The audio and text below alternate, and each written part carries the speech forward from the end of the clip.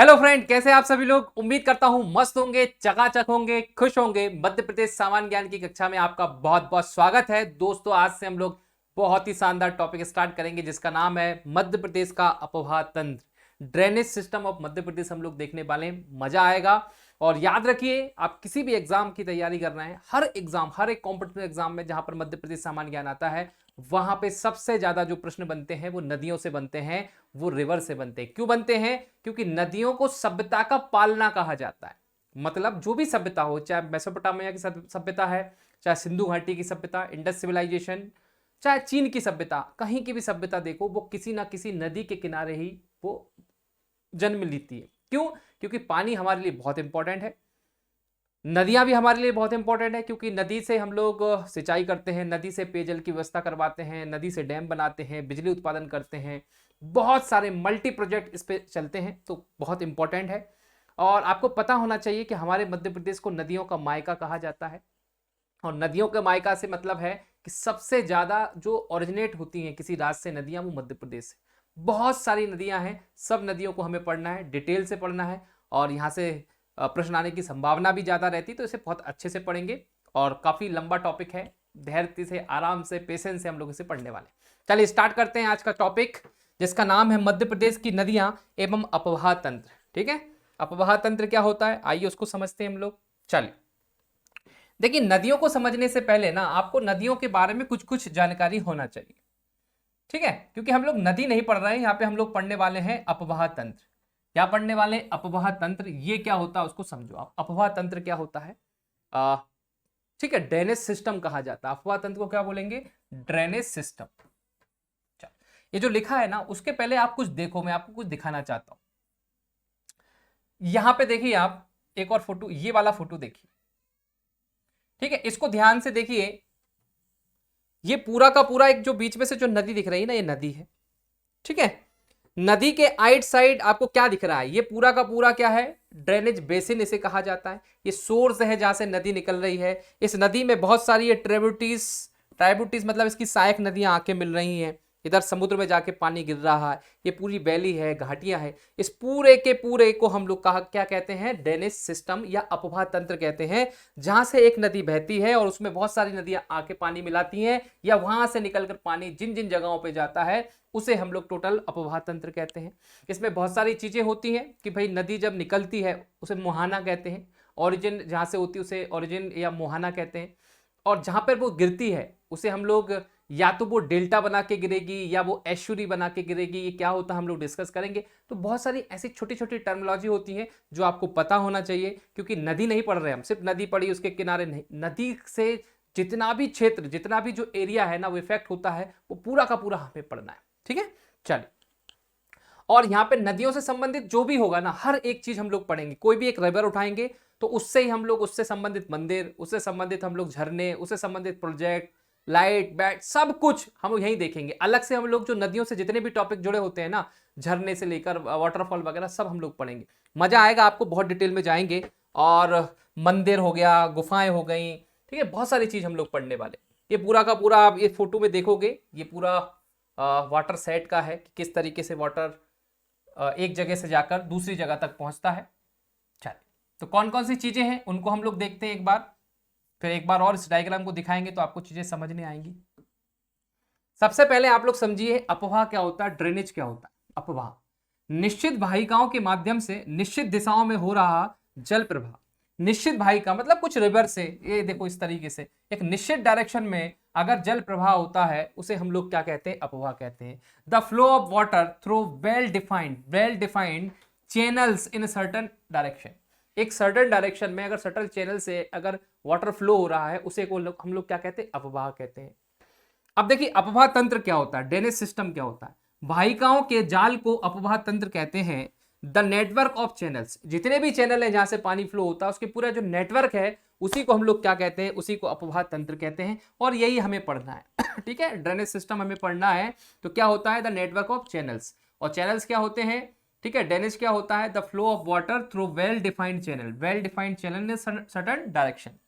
इसके बाद देखो अपवाह द्रोणी क्या होती है, बेसिन क्या होता है। नदी एवं उसकी सहायक नदियों द्वारा अपवाहित क्षेत्र। नदी और उसकी सहायक नदियों के द्वारा जितना भी क्षेत्र क्या हो रहा है, क्षेत्रों में अपवाह हो रहा है, डैमेज हो रहा है, उसे क्या कहा जाता है, अपवाह डोली कहा जाता है। इंग्लिश में देखिएगा, the area of drain by the river and it's tributaries, ठीक है, एंड इट्स ट्राइब्यूटरीज, नदी और उसकी सहायक नदी के द्वारा जितना एरिया क्या हो रहा है, ड्रेन हो रहा है, अपवाह हो रहा है उस एरिया में, उसी को क्या कहा जाता है, बेसिन कहा जाता है, उसे अपवाह डोली कहते हैं। ठीक है, ये 3 टर्म हमने समझी, ड्रेनेज क्या होता है, ड्रेनेज सिस्टम क्या है, और बेसिन क्या है। चलिए आगे बढ़ेंगे, आगे हम लोग समझेंगे, एक होता है नदी का जलग्रहण क्षेत्र, नदी का जलग्रहण क्षेत्र, ठीक है, कैचमेंट एरिया।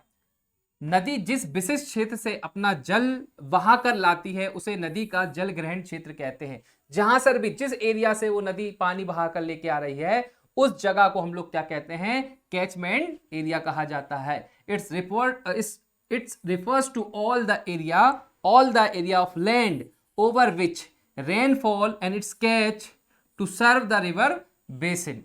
ठीक है, एक ऐसा जगह जहां से रेनफॉल या वाटरफॉल का जो पूरा पानी आएगा और बहा के लेके जाएगा, उस जगह को हम लोग क्या कहते हैं, नदी का जल ग्रहण क्षेत्र। जहां पर पानी कैच होता है, जैसे बारिश का पानी कहां पर इकट्ठा होगा, जिस जगह पे इकट्ठा हो रहा है उसी को हम लोग कहते हैं कैचमेंट एरिया। ठीक है, अब देखिए जल विभाजक क्या होता है, दो नदी दोनियों को पृथक करने वाली उच्च भूमि, दो नदियों को अलग करने वाली। देखिए एक उच्च भूमि है, इधर से जा रही है माता नर्मदा नदी जा रही है, और नीचे से ताप्ती नदी जा रही। तो ताप्ती और नर्मदा के बीच में जो जल विभाजक का काम कर रही है उसे हम लोग सतपुड़ा की पहाड़ियां कहते हैं। सतपुड़ा पर्वत, जो सतपुड़ा की पहाड़ियां हैं, सतपुड़ा पर्वत है, वो नर्मदा और ताप्ती के बीच में जल विभाजक का काम कर रहे हैं। तो दो नदी या दो नदी दोनियों को बीच में जो जल विभाजक, मतलब वाटर को डिवाइड करने का, जो डिवाइड करती हैं उन्हीं को हम लोग क्या कहते हैं, जल विभाजक कहते हैं। वाटर शेड और वाटर डिवाइडर कहा जाता है। वाटर शेड दो नदी दोनियों को पृथक करने वाली उच्च भूमि। Uplifted land separated to rivers basin. अपवाह प्रतिरूप क्या होता है, ड्रेनेज पैटर्न क्या होता है, किसी क्षेत्र में नदियों की ज्यामिति, आकृति तथा सरिताओं की स्थमिक व्यवस्था, मतलब जितनी भी कोई नदियों की ज्यामिति, मतलब कैसे बह रही हो। जैसे हमारी नर्मदा है ना, ऐसे बहती जैसे पीपल का पेड़, पीपल के पेड़ की बहुत सारी भुजाएं नहीं होती, डाल होती हैं, उसकी बहुत सारी डाल वगैरह होती है, सब पेपर का पेड़ है ना, इस तरीके से लगता है। ऊपर से अगर फोटो खींचे हम लोग सैटेलाइट से तो ऐसा लगता है जैसे एक पेड़ हो, पेड़ की बहुत सारी शाखाएं हैं, समझ रहे हो। तो इसी को यहाँ पे क्या कहा गया है, अपवाह प्रतिरूप कहा गया। ड्रेनेज पैटर्न, किस पैटर्न में नदी क्या कर रही, किस ज्यामिति, किस आकृति में वो नदी बह रही है, उसी को उसकी क्या कहा जाता है, ड्रेनेज पैटर्न कहा जाता है। ठीक है, तो ये कुछ टर्मिनोलॉजी थी, आपको पता होना चाहिए, जैसे भाई अपवाह क्या होता है, अपवाह क्षेत्र क्या होता है, अपवाह तंत्र क्या होता है, बेसिन क्या होता है, अपवाह डोली क्या होती है, ये पता होंगे तो आपको नदी को समझने में थोड़ा सा आसानी हो जाएगी। चलिए दो चीज और समझिएगा, देखिए दो चीज और समझिएगा। अगर मैं बात करता हूं, देखिए यहां से एक ग्लेशियर है, यहां से एक नदी निकली, इस नदी का नाम है गंगा नदी। क्या नाम है इस नदी का, गंगा नदी। ठीक है, गंगा नदी, और इसे कहा जाता है गंगोत्री ग्लेशियर। गंगोत्री ग्लेशियर से एक नदी निकली जिसको गंगा नदी हमने नाम दिया। चल, तो ओरिजिनेट नदी होगी। अब ये जो नदी है किसी समुद्र में या बंगाल की खाड़ी में जाकर मिलेगी, तो किस तरीके से मिल सकती है। देखिए दो रीजन है, यहां पर है बंगाल की खाड़ी का, ये पानी भरा हुआ है, बंगाल की खाड़ी है, बे ऑफ बंगाल, ये है बे ऑफ बंगाल, बंगाल की खाड़ी। अब समझिए ये जो नदी का पानी आएगा जब बंगाल की खाड़ी में मिलेगा तो क्या हो जाएगा, इस तरीके से यहां पर इकट्ठा हो जाएगा। क्या हो जाएगा, इकट्ठा होने लगा, रुक जाएगा, यहां पर ये ठहराव हो जाएगा, पानी ठहर जाएगा और इस तरीके से फैलेगा। ठीक है, वहीं के वहीं इकट्ठा होता रहेगा, फैलता जाएगा, फैलता जाएगा, फैलता जाएगा। ये डेल्टा के आकार का होता है, इसलिए इसे कहते हैं डेल्टा। क्या कहते हैं, डेल्टा। और पानी यहाँ जमा हो जाएगा, वहां पे बहुत सारे क्या होंगे, जीव जंतु इकट्ठा हो जाएंगे। ठीक है, बहुत सारी यहाँ पर प्रजातियां उत्पन्न हो जाएंगी, मछलियां, कछुआ वछुआ सब चीजें। तो जो गंगा या तो नदी क्या होगी जब समुद्र में मिलेगी, या देखिए ये नर्मदा नदी है, ये यहाँ से अमरकंटक की पहाड़ियों से निकली, यहाँ जब अरब सागर में मिलती है ना, ये अरब सागर की खंबात की खाड़ी में जब मिलेगी तो किस तरीके से मिलेगी। देखिए ये नदी का पानी बिल्कुल पतली नाली के नुमा जाकर यहाँ से ऊंचाई से गिरता है और ये है समुद्र अरब सागर की लहर आती है, लहर इस पानी को खींच के वापस ले जाती है। नदी का पानी यहाँ रुकता नहीं है, यहाँ नहीं रुकता, ठीक है, पानी नहीं रुकेगा, यहाँ पे नहीं रुकता, और यहाँ पे पानी क्या हो जाता है, पानी में ठहरता है, पानी क्या हो जाता है, ठहरता है, रुकता है, यहाँ पे पानी लहर आती है और लेके चली जाती है, और पतली नाली की तरह गिर के इसमें मिल जाना, इसी को कहा जाता है एस्चुरी। क्या कहते हैं, एस्चुरी कहते हैं, या हिंदी में इसे ज्वार नंद मुख कहते हैं, ज्वार नंद मुख। समझिएगा भाई, या तो नदी जब समुद्र में गिरेगी या तो एस्चुरी बनाएगी या डेल्टा बनाएगी, या डेल्टा बनाएगी। डेल्टा मतलब पानी वहां पे रुक जाए, फैल जाए, ऐसा डेल्टा के आकार का फैल जाए, वहां पानी ठहर जाए, वहां पे कुछ जीव जंतु वगैरह पैदा हो जाए, ठीक है। या नदी कैसे मिलेगी, समुद्र में मिल रही है, पतली नाली की तरह गिर रही है और वहां से पानी रुक नहीं रहा, वो आगे समुद्र उसको लहरों के द्वारा इस तरीके से लेके जा रहा है। बताइए, इतनी चीज समझ में आ रही है आप लोगों को? इतनी चीज समझने आई, कोई दिक्कत तो नहीं? एस्चुरी क्या होती है, डेल्टा क्या होती है? तो नर्मदा नदी, ताप्ती नदी ये एस्चुरी बनाती है, और गंगा और ब्रह्मपुत्र नदी मिलकर दुनिया का सबसे बड़ा डेल्टा बनाती है, जिसका नाम है सुंदरबन, जिसका नाम है सुंदरबन। तो ध्यान रखिएगा, सुंदरबन डेल्टा जो है वो दुनिया का सबसे बड़ा, विश्व का सबसे बड़ा डेल्टा है सुंदरबन, ठीक है। सुंदरी नाम के यहाँ फूल होते हैं, इसलिए इसका नाम सुंदरबन पड़ा। इसको पढ़ेंगे हम लोग आगे जाके, जब इंडियन ज्योग्राफी पढ़ेंगे तब। पर अभी इतना समझ लो आप कि नदी क्या करती है, या तो एस्चुरी बनाती है या क्या बनाती है, डेल्टा बनाती है। बोलिए, चलिए अब आगे बढ़ते हैं हम लोग। यहां पे कुछ पैटर्न है जो मैंने आपको बताया था कि नदी किस किस पैटर्न में बहती है। यहाँ पे देखिए, या तो इस पैटर्न में बहेगी, इस पैटर्न में बहेगी, या इस तरीके से नदी बहती है, ठीक है। यहाँ से देखो नदी बह रही है, तो नदी के आसपास कोई झील हो जाएगी, तो इस तरह को गोखुर झील कहते हैं। नदी स्रोत है, इधर जाके डेल्टा बना रही। फोटो में यही बताने का प्रयास किया गया है जो मैंने आपको समझा दिया। चलिए अब हम लोग पढ़ने वाले हैं क्या, मध्य प्रदेश की नदियां एवं अपवाह तंत्र को हम लोग समझेंगे, ठीक है। देखो यहां पर मध्य प्रदेश की नदियों, इसमें क्या लिखा हुआ है उसको मैं आपको समझा देता हूं। मध्य प्रदेश को नदियों का मायका कहा जाता है, क्योंकि यहां से सर्वाधिक नदियां उत्पन्न होती हैं, ठीक है, ओरिजिनेट होती हैं, ये याद रखना। मैक्सिमम नदियां जो है उत्तर और पश्चिम की दिशा में बहती, उत्तर पश्चिम की दिशा में यहाँ की नदियां बहती हुई आपको नजर आएंगी। देखिए, मध्य प्रदेश की आर्थिक विकास में नदियों का महत्वपूर्ण योगदान है, ये तो पता है भाई, आर्थिक विकास में, क्योंकि बिजली बनाएंगे, यातायात करेंगे, सिंचाई करेंगे, तो आर्थिक योगदान तो रहेगा। लगभग सभी दिशाओं में नदियां प्रभावित होती हैं, सभी दिशाओं में, परंतु सभी दिशाओं में से नदियां प्रभावित होती, परंतु अधिकांश नदियां उत्तर पश्चिम दिशा में बहती हैं। अधिकार नदियां जो है उत्तर पश्चिम दिशा में बहती हैं, आपको याद रखना है। इस राज्य में अधिकांश प्रायद्वीपीय नदियां प्रभावित होती। भाई कोई नदी, पहाड़ तो है नहीं, ग्लेशियर तो है नहीं मध्य प्रदेश में, जो भी नदी होंगी वो प्रायद्वीपीय नदियां होंगी। और बहुत सारी नदियां अक्सर गर्मियों के दिनों में सूख जाती हैं, और बाकी कुछ नदियां हैं जो सदाबहार बहती रहती है। अब हिमालय की जो नदियां हैं, जो हिमालय से निकलती, वो तो भैया उनमें हमेशा पानी बना रहता है, क्योंकि ग्लेशियर है, बर्फ पिघल रहा है, पानी बढ़ रहा है। पर मध्य प्रदेश की अधिकतर नदियों की अगर हम लोग बात करें, उनका पानी सूख जाता है गर्मियों के दिनों में, बरसात के दिनों में भाई बाढ़ लेके आती हैं, दोनों चीजें हैं। आ जाओ, मध्य प्रदेश में स्थित मैकाल पर्वत श्रेणी, विंध्य पर्वत श्रेणी एवं सतपुड़ा पर्वत श्रेणी प्रायद्वीपीय भारत की अधिकांश नदियां निकलती हैं। तो भैया मध्य प्रदेश में अगर हम बात करें, विंध्याचल पर्वत है, सतपुड़ा पर्वत है, तो यहीं से नदियां निकलती हैं, कोई बड़ी बात नहीं है यहाँ पर। अब देखिए आगे हम बात करें, ये सब वाटर शेड भी है। वाटर शेड मतलब जो वाटर को अलग करता है, सतपुड़ा और विंध्याचल मैंने आपको बताया था। मध्य प्रदेश की 5 बड़ी नदियों की अगर हम लोग बात करें लंबाई में, तो सबसे लंबी नदी है 12-13 किलोमीटर है, नर्मदा नदी। इसके बाद आती है चंबल नदी 965 किलोमीटर, फिर आती सोन 780 किलोमीटर, फिर आती ताप्ती नदी, फिर आ जाती बेतवा नदी। ये मध्य प्रदेश की 5 बड़ी नदियां हैं, इन्हें हमें पढ़ना है। तो देखो हम लोग यहाँ पे पढ़ रहे हैं, नदी नहीं पढ़ रहे हैं हम लोग, क्या पढ़ रहे हैं, अपवाह तंत्र, ड्रेनेज सिस्टम हम लोग पढ़ने वाले हैं। तो मध्य प्रदेश के पूरे ड्रेनेज सिस्टम को हम लोगों ने 5 भागों में डिवाइड कर रखा है, 5 से 6 भाग ऐसे जिसमें हमने डिवाइड कर रखा है। एक एक भाग उठाएंगे और उसकी नदियों को हम लोग पढ़ेंगे। चलिए देखिए, ये थ्योरी थी, आपने समझ लिया हो गया। चलो ये इंग्लिश में भी लिखा है, आप लोग पढ़ लेना एक बार। इसको देखो, दोनों है भाई, यहाँ पर ना इंग्लिश, अगले पेज पे इंग्लिश में मिल जाएगा आपको, इसमें हिंदी में मिल जाएगा। कोई ऐसी चीज लगे अपवाह तंत्र, बार बार सर बोल रहे हैं, सर को ड्रेनेज सिस्टम भी समझना आता है ना, आपको भी आता है। देखो मध्य प्रदेश सामान्य ज्ञान ना, मुझे आई थिंक ऐसा लगता है कि थोड़ा सा हिंदी में ना कन्वीनियंट रहता है, वो चीजें याद रहती, ठीक है। तो हिंदी में आप लोग पढ़ो, कोई टेंशन नहीं है। पर फिर भी कुछ ऐसे विद्यार्थी होंगे, ऐसे स्टूडेंट हैं जिन्हें ऐसा लगता है कि नहीं यार सर, हिंदी में हमको याद नहीं रहता, तो आप समझ हिंदी में लो, पढ़ आप लोग टर्मिनोलॉजी इंग्लिश में देख लेना। मैं वैसे कोशिश करता हूं कि दोनों टर्मिनोलॉजी को बोलूं, हिंदी और इंग्लिश चाहे। तो यहां पे देखिए ये 6 भाग जो हैं बहुत इंपॉर्टेंट है यार, बहुत इंपॉर्टेंट है। मध्य प्रदेश की नदियों को हमने 6 भागों में बांटा है। मध्य प्रदेश की नदियों के अपवाह तंत्र को हम लोगों ने 6 भागों में बांटा है, ये याद रखिएगा आप लोग। कितने भागों में? 6 प्रमुख भागों में बांट रखा। क्या भाग रखा? देखिए मध्य प्रदेश में अपवाह तंत्र हमने गंगा नदी अपवाह तंत्र बांट रखा।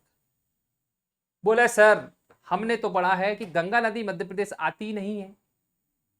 बात तो सही कह रहे हो, तो फिर यहां पर गंगा नदी अपवाह तंत्र क्यों पढ़ रहे हैं हम, बताओ? जब गंगा नदी यहां पर आती ही नहीं है तो गंगा नदी अपवाह तंत्र मध्य प्रदेश में क्या कर रहा है?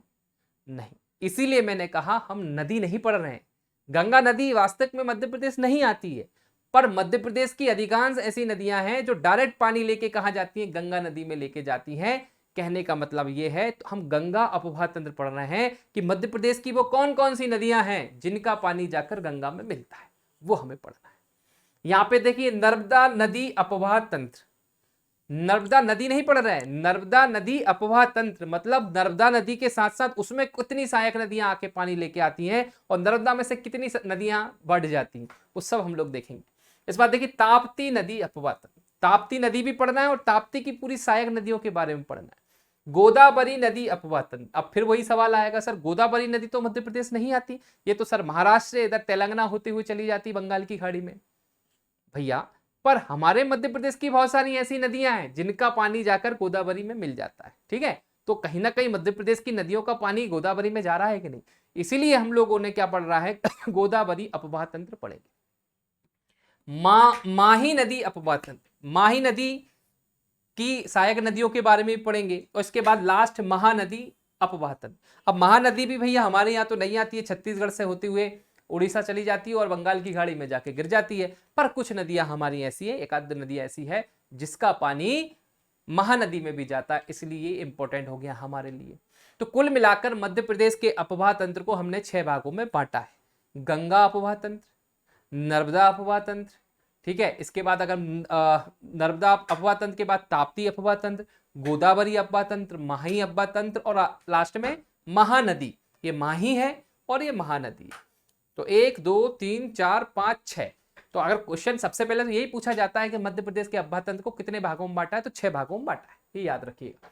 चलिए एक एक करके अब हम लोग अपवाह तंत्र को पढ़ेंगे। चलिए इस डायग्राम में आप लोग थोड़ा सा देखो, आपको समझने आएगा। इस डायग्राम में देखिए थोड़ा सा समझने का प्रयास करते हैं हम लोग। कोई सा ब्लैक पेन लेते हैं, चलो ये वाला लेते हैं।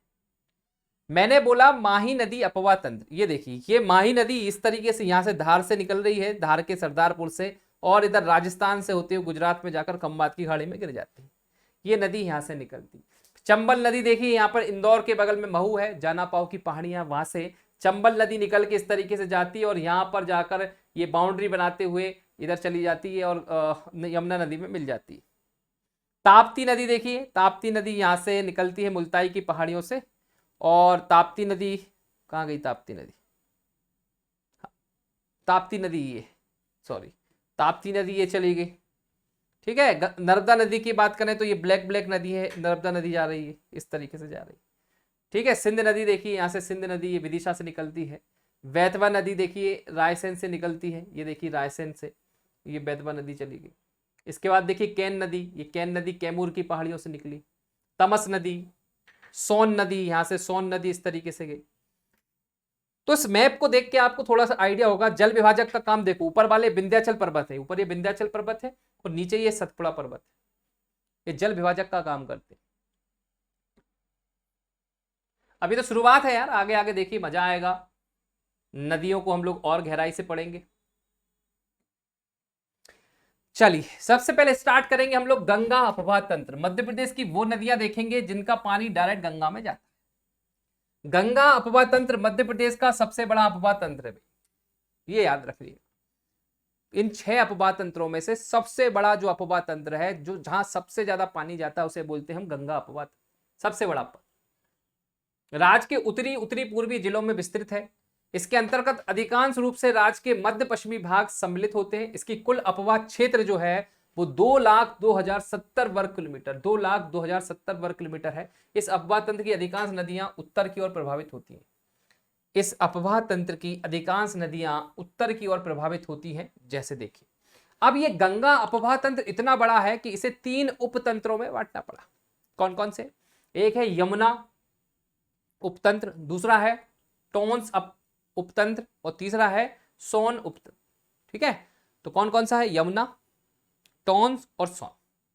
क्योंकि अल्टीमेटली हमारी बहुत सारी नदियों का पानी पहले यमुना में जाएगा और यमुना लेके गंगा में पहुंच जाएगी। टोंस डायरेक्ट गंगा में पहुंच जाएगी, सोन भी गंगा में पहुंच जाती है। तो गंगा अपवाह तंत्र को हमने 3 भागों में बांटा, 3 उपतंत्र। ठीक है, सब डिवीजन में इसको बांट रखा है। चलिए देखिए, अगर हम लोग यमुना की बात करें तो यमुना में कौन कौन सी नदियां पानी लेके जाती है? देखिए, चंबल नदी लेके जाती है, बेतवा, सिंध, जामनी, धसान, केन, पोसूनी, पैथान आदि। ये सब नदियां जो है पहले यमुना में पानी लेके जाती है और यमुना गंगा में लेके जाती है प्रयागराज में। टोंस नदी की बात करें, टोंस की देखिए सहायक नदी बिहड़ नदी, औदा नदी, महान नदी आदि।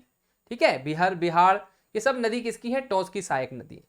सोन नदी की सहायक नदी है जोहिला नदी, बनास, गोपत, रेहन, कन्हार आदि। ये सब नदियां हमें पढ़ना है। ठीक है, तो क्या याद रखोगे? गंगा अपवाह तंत्र जो है मध्य प्रदेश का सबसे बड़ा अपवाह तंत्र है, 2,02,070 वर्ग किलोमीटर क्षेत्र में फैला हुआ है। इसकी अधिकांश नदियां उत्तर की ओर प्रवाह होती है। इसे 3 उपतंत्र में बांट रखा है, कौन सा? यमुना, फिर इसके बाद आपने टोंस और तीसरा आपने सोन, 3 भागों में बांट रखा है। चलिए,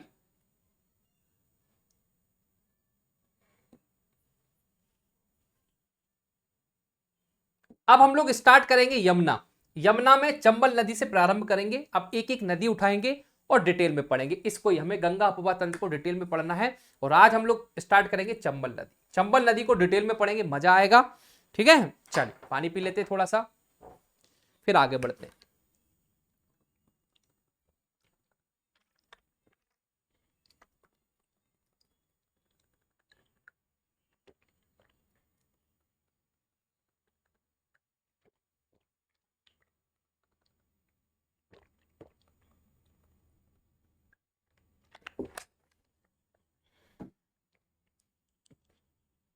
चलिए, तो चंबल नदी को हम लोग पढ़ेंगे।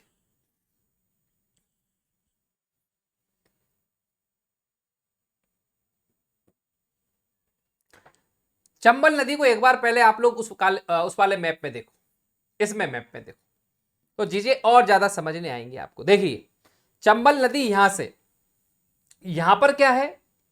इंदौर है, इंदौर के बगल में महू है और महू के बगल में जाना पाओ की पहाड़ियां हैं।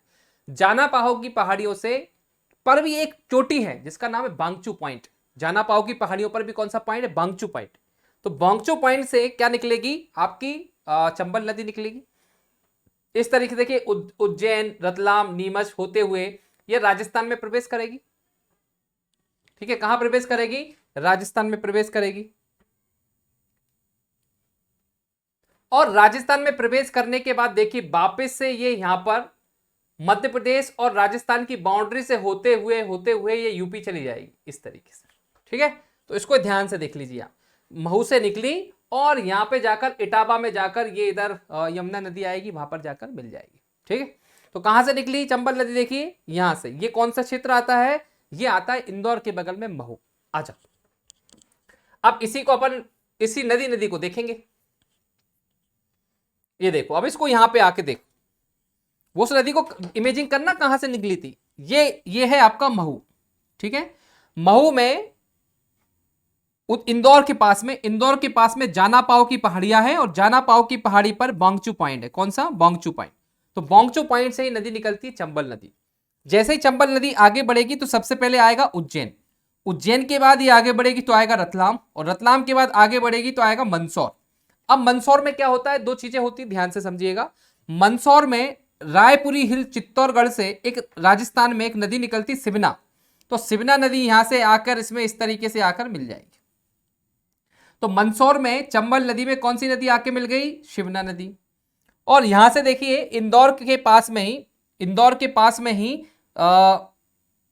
पास में एक जगह है जहां से छिपरा नदी निकलती। छिपरा नदी, कौन सी नदी? छिपरा नदी। ये इंदौर से क्षिप्रा नदी निकलेगी, जैसे ही आगे बढ़ेगी तो यहां पर इसमें एक खान नदी आके मिल जाएगी, क्षिप्रा नदी में खान नदी। खान नदी वर्तमान में खान नाला है जिसके किनारे इंदौर बसा हुआ है। ये भी क्वेश्चन पूछा जाता है कि इंदौर किस नदी के किनारे बसा हुआ है, तो खान नदी के किनारे बसा हुआ है।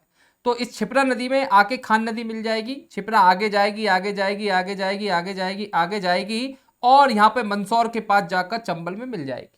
तो अब देखिए चंबल तो सीधे सीधे जा रही थी, इसमें सिवना नदी पानी लेके आ गई और क्षिप्रा नदी पानी लेके आ गई, तो इसका पानी का लेवल बढ़ जाएगा। जैसे ही पानी का लेवल बढ़ जाएगा तो हम लोग क्या करेंगे, यहाँ पर एक डैम बना देंगे और उस डैम का नाम रख देंगे गांधी सागर बांध। उसका नाम क्या रख देंगे, गांधी सागर बांध।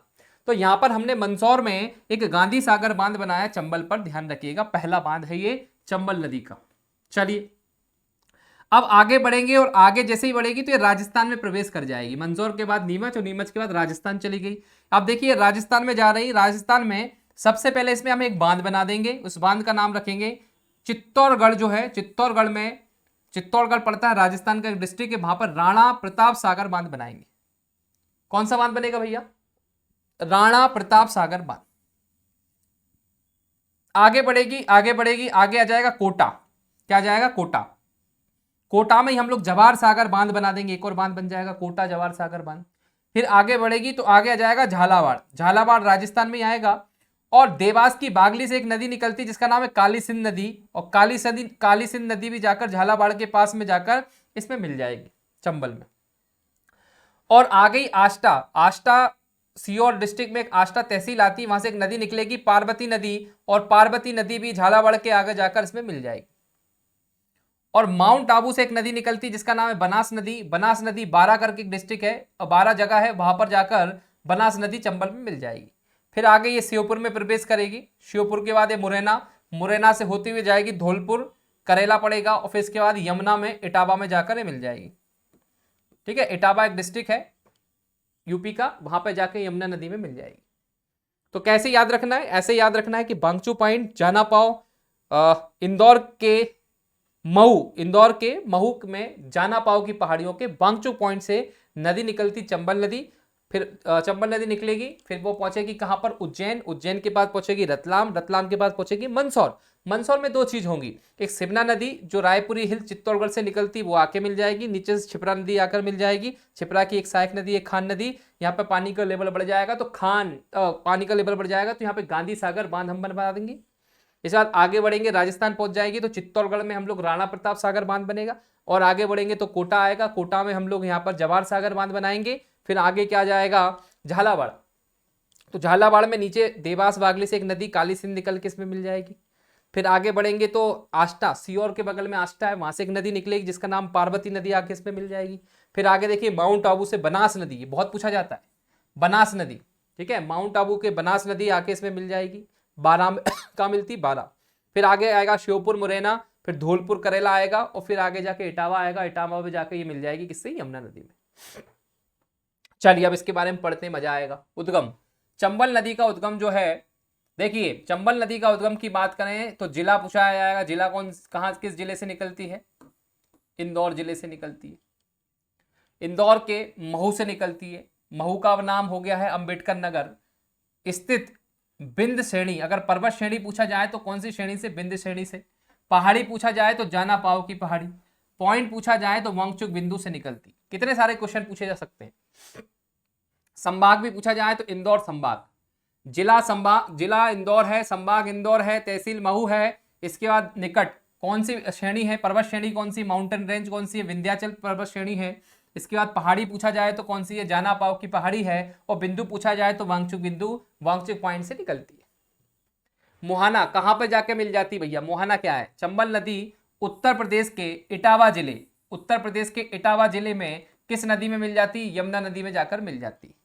यह एक पूर्ववर्ती नदी है, एंटीसीडेंट रिवर, जो कि हिमालय से पहले की है।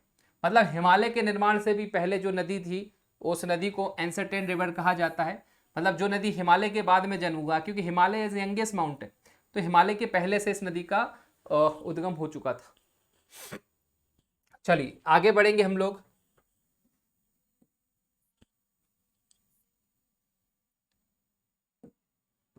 चलिए अब यहां पे देखिए चंबल और छिपरा का जो संगम होता है, चंबल नदी और छिपरा का जो संगम होता है, ये इस तरीके से चंबल और यहाँ पर बहुत सारी भीड़ लगती है। देखिए चंबल की सहायक नदी जो है कौन कौन सी हम लोग देख रहे थे, छिपरा, मालवा की गंगा कही जाती है। चंबल की जो सहायक नदी है छिपरा, छिपरा नदी को मालवा की क्या कहते हैं, गंगा कहते हैं। ये इंदौर जिले की काकड़ी वर्दी पहाड़ियों से, काकड़ी वर्दी पहाड़ियों से निकलती है और ये चंबल में जाकर मिल जाती है। चंबल में कहाँ मिलती है, ध्यान से देखिएगा, ये चंबल नदी है, ध्यान, ये चंबल नदी है, नीचे से छिपरा नदी आएगी और छिपरा नदी यहाँ पर मिलेगी। यहाँ पर जब मिलती है ना, दो जिले पड़ते हैं यहाँ पर, ठीक है, एक जिला पड़ता है आपका मंदसौर और दूसरा पड़ता है नागदा, ठीक है, नागदा उज्जैन के पास में आता उज्जैन, ठीक है। तो यहाँ पे देखिए इस तरीके से अगर हम लोग बात करें, यहाँ पर जो जिला पड़ता है वो है मंदसौर, मंदसौर, और नीचे की साइड कौन सा, उज्जैन। उज्जैन जिले का कौन सी जगह है, आलोट, आलोट कहां पड़ता है, नागदा में। और मंदसौर की जगह है सीतामऊ, सीतामऊ। यहां पे देखिए जिसे सिबापारा कहा जाता है, सिबापारा, चंबल से सिबापारा, सीतामऊ जिला मंदसौर और आलोट जिला नागदा के मध्य में स्थित है, वहीं मिलती है, ठीक है। दोनों जिले की बात करें, इधर मंदसौर का सीतामऊ और उज्जैन का आलोट, और उस जगह को क्या कहा जाता है, सिबापारा कहा जाता है। जहां सिबापारा के क्षेत्र में, जहां सिबापारा मतलब जहां पे नदी मिलेगी, वहां पर एक मंदिर भी है जिसे दीपेश्वर महादेव मंदिर कहा जाता है। दीपेश्वर महादेव मंदिर एक गुप्तकालीन मंदिर है। ये देखो, ये जो मंदिर बना हुआ है इसको आप दर्शन कर सकते हैं, दीपेश्वर महादेव मंदिर। और इसे मालवा की गंगा कहा जाता है, छिपरा को, ठीक है, छिपरा को मालवा की गंगा कहा जाता है। और छिपरा नदी के ही किनारे क्या है, उज्जैन बसा हुआ है। उज्जैन में महाकालेश्वर भगवान शंकर के ज्योतिर्लिंग में से एक है। 12 सालों में यहाँ पर हर साल क्या होता है, हर 12 सालों में यहाँ पे कुंभ का मेला लगता है, कुंभ का मेला। उज्जैन में जो कुंभ का मेला लगता है उसे सिंहस्थ भी कहते हैं। तो बहुत सारे क्वेश्चन पूछे जाते हैं इस नदियों को लेकर, तो ये आगे आगे धीरे धीरे हम लोग पढ़ते जाएंगे। अभी तो आपको याद रखना है कि एक एक हम लोग सहायक नदी पढ़ रहे हैं, तो सबसे इंपॉर्टेंट सहायक नदी कौन सी, छिपरा नदी। छिपरा को मालवा की गंगा कहा जाता है। ये कहाँ पे जाके मिलती है, शिवापारा। शिवापारा कहाँ पड़ता है, मंदसौर का सीतामऊ और नागदा का आलोट, ठीक है, आलोट जगह है, वहीं पे मिलती है। शिवापारा पड़ता है, वहां मिलती है। वहीं पर एक गुप्तकालीन मंदिर बना हुआ जिसका नाम है दीपेश्वर महादेव मंदिर। ये पूछा जाता है दीपेश्वर महादेव मंदिर कहाँ पर है, ये शिवापारा में मिलता है, ठीक है। चलिए, और जैसा कि आपको पता है, नदी जब दो नदियां आपस में मिलती है तो वहां पर भाई तीर्थ स्थान टाइप का बन जाता है, लोग आते हैं, नहाते हैं, हर ये देखिए इस तरीके से भीड़ इकट्ठा होती है, ठीक है। चलिए, अब बात करें चंबल की और सहायक नदियों के बारे में जानते हैं। देखिए, चंबल की और सहायक नदियों के बारे में जानते हैं। सबसे पहले बात करेंगे शिवना। ये जो शिवना नदी है ना, के किनारे मंसूर शहर भी बसा हुआ है, एक मंसूर शहर बसा हुआ है। शिवना नदी के किनारे एक मंसूर शहर बसा हुआ है, ठीक है। और क्या देखेंगे हम लोग, शिवना नदी के किनारे ही मंदसौर में पशुपतिनाथ, पशुपतिनाथ का मंदिर भी आपको देखने को मिलेगा। तो क्वेश्चन पूछा जाता है पशुपतिनाथ का मंदिर किस नदी के किनारे है, वो शिवना नदी के किनारे ही है। मंदसौर में ही सबसे ज्यादा भांग मिलती है, ये भी याद रखना, ठीक है। भांग नहीं, सॉरी, अफीम, भांग बोल दिया ना, अफीम मिलती सबसे ज्यादा। और शिवना नदी के किनारे ही पशुपतिनाथ का मंदिर है, ये आपको याद रखना है। फिर काली सिंध नदी की बात करें, काली सिंध, काली सिंध का उद्गम बागली गांव जो पड़ता है, बागली की पहाड़ियां, देवास, काली सिंध देवास, ठीक है। देवास जो है, देवास की बागली की पहाड़ियों से काली सिंध निकलती है और ये चंबल में जाकर मिल जाती है। पार्वती नदी की बात करें, पार्वती का उद्गम आष्टा, आष्टा जो पड़ता है सीहोर जिले में आता है, तहसील है, ठीक है, वहां से निकलती है और चंबल में मिल जाती है। कूनो नदी बहुत इंपॉर्टेंट, कूनो का उद्गम शिवपुरी की पठार से होता है। इस नदी के किनारे पालनपुर, पालपुर बहुत इंपॉर्टेंट, पालपुर कूनो अभ्यारण्य, जो कि अब वन्यजीव अभ्यारण्य, जो कि क्या हो गया, अब राष्ट्रीय उद्यान बन गया है, मध्य प्रदेश का 12वां। तो मध्य प्रदेश का 12वां राष्ट्रीय उद्यान जिसका नाम है पालपुर कूनो, पालपुर कूनो राष्ट्रीय उद्यान, ठीक है, राष्ट्रीय अभ्यारण्य, नेशनल पार्क जो, तो वो किस नदी के किनारे, कूनो नदी के किनारे है। कूनो नदी शिवपुरी के पठार से निकलती है और किसकी सहायक नदी है, चंबल की। बनास, चंबल नदी की सबसे बड़ी सहायक नदी, बहुत इंपॉर्टेंट है। चंबल नदी की सबसे बड़ी सहायक नदी कौन सी है? बनास है। और ये ऊपर राजस्थान से होती हुई आती है, माउंट आबू से निकलती है। इसका उद्गम अरावली पर्वत श्रेणी, अरावली पर्वत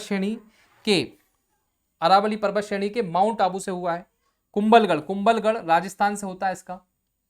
शीप नदी का उद्गम श्योपुर से होता है। इस नदी पर बंजारा बांध बना हुआ है, बहुत इंपॉर्टेंट देखिएगा भाई। शीप नदी जो है वो चंबल की सहायक नदी है। इस नदी का उद्गम श्योपुर से होता है और इसी नदी पर बंजारा बांध बना हुआ है, ये पूछा जाता है।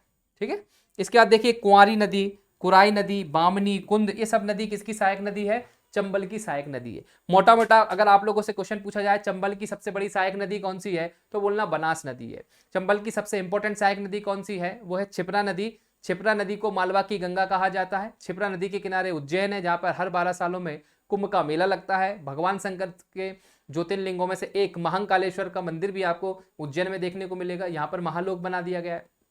तो बहुत सारे क्वेश्चन पूछे जाते हैं नदियों को से लेकर। दीपेश्वर महादेव मंदिर कहां पर है? जहां पर क्षिप्रा नदी चंबल से मिलती है, वहीं पर। ठीक है, बंजारा बांध कहां पर है? बनास किसकी सहायक नदी है? कूनो किसकी है? पार्वती, काली सिंध, सिवना। चलिए चाय भी पीते जाएंगे और साथ साथ में हम पढ़ते भी जाएंगे। अब देखिए, किसी भी नदी की बात करें ना, चाहे हम ग्रंथों की बात करें, चाहे हम लोग हमारे किताबों की बात करें, ऐतिहासिक बुक की बात करें, तो वहां किसी ना किसी का या हमारा भी निकनेम होता है ना। ऐसे नदियों के भी बहुत सारे उपनाम होते हैं, निकनेम होते हैं। चंबल नदी को ना श्रापित नदी कहा जाता है। क्यों कहा जाता है? तो एक कहानी है, सुनिएगा। एक क्या राजा थे, उन राजा ने क्या करा, एक यज्ञ करवाया, बहुत बड़ा यज्ञ करवाया, और उनका नाम तो मुझे याद नहीं आ रहा। उन राजा ने क्या करा, ये यज्ञ करवाया, बहुत सारे साधुओं को इकट्ठा करवाया और गायों की ना बलि दी, गायों की बलि दी। और गायों की जब बलि दी तो जहां जहां से गायों का पानी, मतलब जो खून निकला था, तो वो ऐसा नदियों के, क्योंकि बहुत सारी हजारों गायों को एक साथ उनने बलि दे दी थी। तो वहां के जो एक ऋषि मुनि थे, उन्होंने श्राप दिया था उस राजा को कि भाई ये जो खून जहां जहां से जा रहा है ना, वहां कभी भी कोई चीजें मतलब उपजाऊ जगह नहीं होगी। ठीक है, आज भी आप लोग देखो कि चंबल नदी के आसपास कोई अच्छा शहर नहीं बसा हुआ है। क्यों नहीं बसा हुआ है? क्योंकि सब बीहड़ देखने को मिलेंगे, बड़े बड़े आपको बीहड़, मतलब इस तरीके से जगह जहाँ पे उपजाऊ जमीन नहीं होती है। तो इसे श्रापित नदी भी कहते हैं। बहुत मतलब हिस्टोरिकल कहानी है ये। तो श्राप मिला था इसलिए श्रापित नदी कहते हैं। इसके बहुत सारे नाम हैं, अभी हम लोग चाय पी लेते हैं फिर देखते हैं। श्रापित नदी भी याद रखना आप लोग। देखो, सबसे पहले इसका जो प्राचीन नाम है वो है चर्मवती। महाभारत काल में गवाली राजस्थान क्षेत्र में राजा रंतीदेव के पास जब साधु गए तो साधु ने भिक्षा मांगी। उससे नाराज होकर रंतीदेव ने काफी सारी गाय, ये देखो रंतीदेव नाम था उनका, रंतीदेव। ठीक है, कहां की बात है? महाभारत काल के समय, गवाली राजस्थान के गवाली क्षेत्र में पड़ता है। राजा रंतीदेव के पास जब साधु गए तो साधुओं ने भिक्षा मांगी। उससे नाराज होकर रंतीदेव ने काफी सारी गायों को इकट्ठा कर सारी गायों को बलि दे दी। गाय का लहू एक धारा में बहने लगा, जो चर्मवती नदी या चर्मणवती के नाम से जानी गई, जिससे साधु नाराज हो गए और नदी को श्राप दिया, जिससे इसे श्रापित नदी भी कहा जाता है। तो इसे भैया श्रापित नदी भी कहा जाता है। तो रंतीदेव की कहानी याद रखना। इसे धर्मावती भी कहते हैं, कामधेनु कहते हैं, रंतीदेव की कीर्ति भी कहा जाता है, रंतीदेव की कीर्ति। तो इसके प्राचीन नाम। अन्य राज्यों से मिलान इसका देखिए, चौरासीगढ़। अब देखिए कहां पर, जैसे ये राजस्थान में एंट्री लेगी, पहले मध्य प्रदेश में बहेगी, फिर जैसे राजस्थान में एंट्री लेगी तो कहां पे लेती है? चौरासीगढ़। चौरासीगढ़ के निकट चंबल राजस्थान की सीमा में प्रवेश करती है। यह राजस्थान के कोटा, सवाई माधोपुर तथा धौलपुर जिले में अनुमानित 210 किलोमीटर बहती है। तो जैसे ही राजस्थान में एंट्री लेगी ना, ये आओ दिखाते हैं आपको, देखते जाइए और सीखते जाइए। वापस से चलते हैं हम लोग। यहां पे देखिए, अब ये जो चंबल नदी है, यहां से राजस्थान में एंट्री लेगी ना यहां पर, तो यहां की बात हो रही है। चंबल नदी यहां से निकली, इस तरीके से राजस्थान में जाएगी, फिर देखो मध्य प्रदेश में एंट्री लेगी, फिर यूपी में चली जाएगी। तो करीब करीब 210, यहां से यहां तक ये 210 किलोमीटर बहती है राजस्थान। ठीक है, तो क्वेश्चन ये है कि जब वो एंट्री लेती है तो कहां पे एंट्री लेती है, कौन सी जगह एंट्री लेती है राजस्थान की, तो वो है चौरासीगढ़। कौन सी जगह है? चौरासीगढ़। याद रखिएगा, चौरासीगढ़ के निकट चंबल राजस्थान में सीमा में एंट्री लेती है और राजस्थान के कोटा जाती है, सवाई माधोपुर धौलपुर जिले से अनुमानित 210 किलोमीटर की बहती है, 210 किलोमीटर।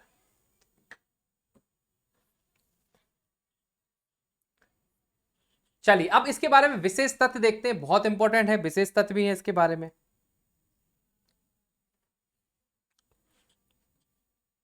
देखिए, चंबल नदी अब नाली का अपर्दन अथवा विहड़ या रिवाइन लैंड का निर्माण करती है। रिवाइन लैंड ही कहा जाता है विहड़ को। देखिए इस तरीके से फोटो देखिए आप, ये ना ऐसी मिट्टी है, ये धंस जाती है, यहां से पानी जाता है तो इसको विहड़ कहा जाता है। ऊंचे ऊंचे और अनउपजाऊ, बिल्कुल पहाड़ों की तरह ऊंचे ऊंचे, इस तरीके से इसे कहते हैं। अप नाली का अपर्दन तथा विहड़ रिवाइन लैंड का निर्माण करती है। मध्य प्रदेश के विहड़ को कहा जाता है क्रीपिंग डेथ। प्रभावित जिले हैं जहां पर विहड़ देखने को मिलेगा, श्योपुर, मुरैना और भिंड। श्योपुर, मुरैना और भिंड। विहड़ समस्या से निदान के लिए सर्वप्रथम केंद्र सरकार ने 1971 में विहड़ सुधार योजना का प्रारंभ भी किया था और 2018 में केंद्र सरकार द्वारा ग्रीन एग्रीकल्चर प्रोजेक्ट में विहड़ समस्याओं को समझाने का भी प्रयास किया गया। सीडा एवं रंजात, बहुत इंपॉर्टेंट है, सीडा एवं रंजात परियोजना मृदा अपरदन रोकने के लिए मध्य प्रदेश सरकार द्वारा प्रारंभ की गई थी। कौन कौन सी? सीडा एवं रंजात परियोजना मृदा अपरदन को रोकने के लिए मध्य प्रदेश सरकार द्वारा प्रारंभ की गई थी। चंबल घाटी के सर्वेक्षण करता है वीएस वाकड़कर। चंबल नदी पर जिन्होंने खोज करी, खुदाई उदाई करवाई चंबल नदी के आसपास, तो किसने करवाई? वीएस वाकड़कर। वीएस वाकड़कर, याद रखिएगा। चंबल घाटी के सर्वेक्षण करता कौन है? वीएस वाकड़कर है। क्रीपिंग डेथ, तो भैया चंबल नदी के आसपास क्रीपिंग डेथ मतलब विहड़ देखने को आपको मिलेंगे। विहड़ आप देख रहे हैं, यहाँ पे डाकुओं की भी समस्या रही। डाकू लोग जाते थे, छुप जाते थे, मिलते ही नहीं। अब कैसे, ना गाड़ी जाएगी ना घोड़ा जाएगा, कि ऐसी जगहों पे कैसे जाओगे आप? ठीक है ना, बस जाएगी ना कार जाएगी, तो घुस जाते थे डाकू, छुप जाते थे। ठीक है, दिखेंगे भी नहीं। बहुत ऊंचे ऊंचे पहाड़ हैं, कई किलोमीटरों में फैले हुए।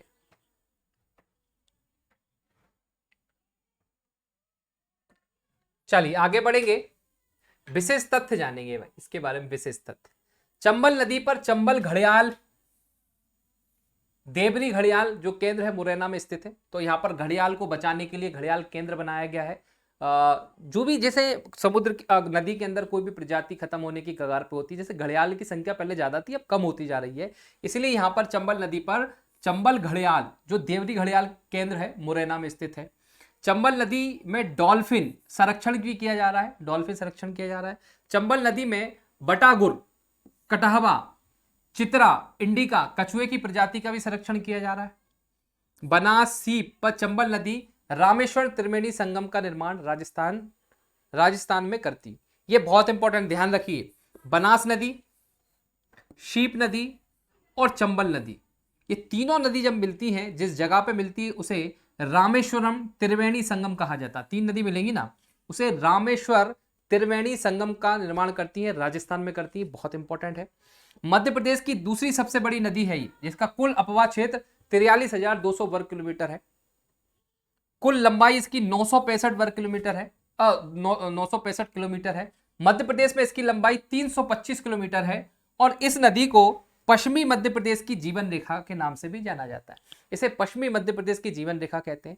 इसके अपवाह क्षेत्र के अंतर्गत मध्य प्रदेश के इंदौर, धार, रतलाम, मंदसौर, श्योपुर, मुरैना, भिंड आदि जिले भी सम्मिलित होते हैं। ठीक है, ये याद रखिएगा। अब आपको रामेश्वरम संगम के फोटो दिखवाता हूं, ये देखिए। तो यहां पे देखिए, सॉरी वो संगम हो गया। वो तीन नदियां जहां मिलती हैं, संगम कहां दिखाएंगे? इसमें नहीं, इस वाले फोटो में नहीं, पिछले वाले फोटो में दिखेगा आपको।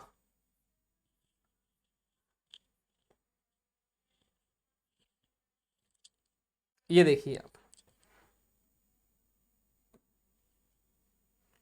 शीप नदी कहां दिख रही है? यहां पर शीप इसमें नहीं दिख रही है, तो बनास नदी और यहीं पर शीप नदी भी आकर इसमें मिल जाती है। शीप नदी भी आके मिलती है। तो जो संगम होता है वो कहाँ पर होता है, राजस्थान में होता है। ठीक है, उसे रामेश्वरम त्रिवेणी संगम कहा जाता है। ठीक है, इसके बाद एक और चीज देखिए यहां पर,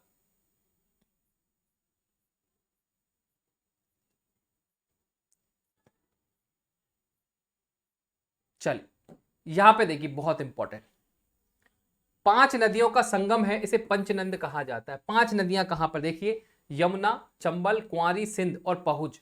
ये जो 5 नदियां हैं ना, एक जगह पे जाकर मिलती है। देखिए ये आपको, ये दिख रही है आपको यमुना नदी, और इसमें आकर ये चंबल नदी मिल रही है। ठीक है, यमुना और चंबल नदी है ये। इसके बाद यहां पे देखिए सिंध, पहुज और कुंवारी नदी का पानी आके मिल रहा है।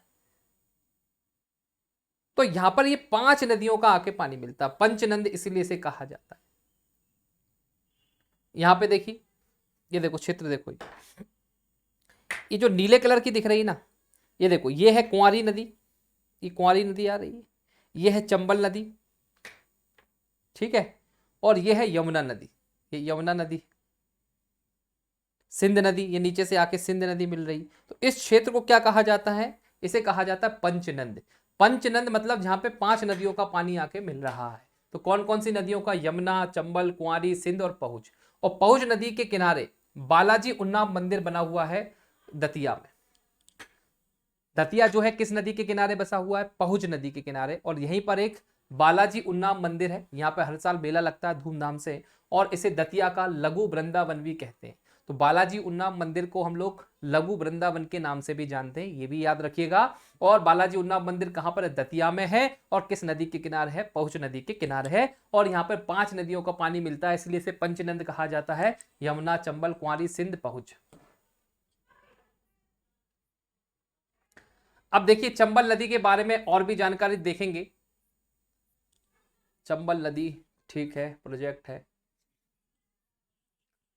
चंबल नदी को ना हमको 2 भागों में पढ़ना होगा, क्योंकि बहुत ज्यादा इसके बारे में हमें पढ़ना है। इसके बाद हम लोग चंबल नदी को आगे हम लोग देखेंगे।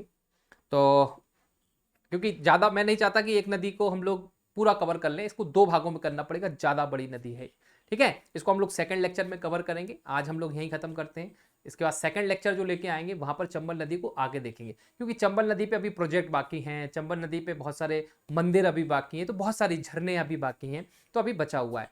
तो आज हम लोग इस लेक्चर को यहीं कंप्लीट करते हैं, फिर अगले लेक्चर में हम लोग चंबल नदी को आगे बढ़ाएंगे। ठीक है, जब कोई भी डाउट हो ना, आप डाउट पूछिए।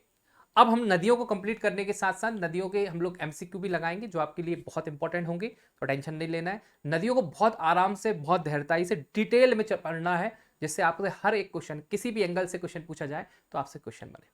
ठीक है, चलिए कोई भी डाउट हो तो आप पूछिएगा, मैं उसको जवाब देने का प्रयास करूंगा। चलिए जब तक के लिए जय हिंद, जय Bharat, thank you so much, bye bye, मिलते हैं नेक्स्ट लेक्चर में, बाय बाय।